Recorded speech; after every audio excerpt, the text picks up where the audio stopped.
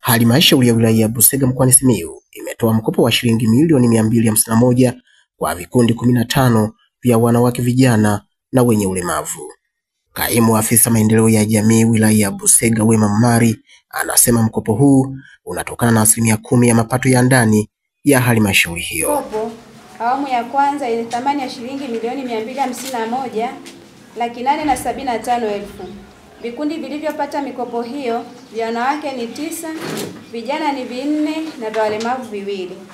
Mchanganuo wa fedha kwenye vikundi vya wanawake ni milioni 112,000, vijana milioni 126,875,000 na walemavu ni milioni 13.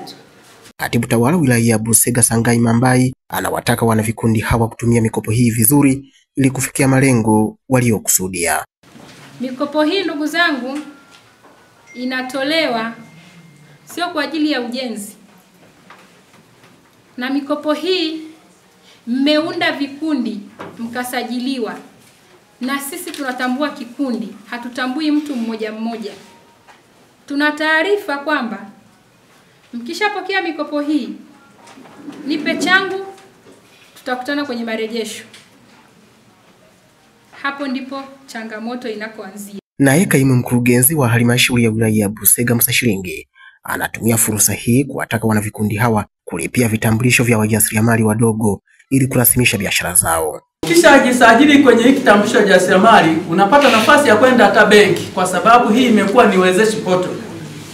Unaweza ukapata mikopo mingine zaidi na zaidi kwa kupitia kitambulisho cha mjasiriamali mdogo. Wanavikundi wanaishukuru serikali kwa mkopo huu usiokuwa na riba, wakisema unalenga hasa kuinua makundi haya. Watu wenye ulemavu na uhamasisha sana walioko majumbani wajitokeze kwa wingi wapate mikopo ili tuondokane na umaskini tulionao. Hizi fursa tulikuwa tunazisikia sehemu mbalimbali, lakini na sisi kwenye wilaya yetu ya Busega leo tumefikiwa na mikopo hiyo. Sisi kikundi chetu, hii ni awamu ya pili, tunapokea hii mikopo, tunairudisha kwa uadilifu. Mkopo huu unatokana na 10% ya mapato ya ndani ya halmashauri inayotolewa kwa makundi haya, ikiwa 4% kwa wanawake na vijana na 2% kwa wenye ulemavu.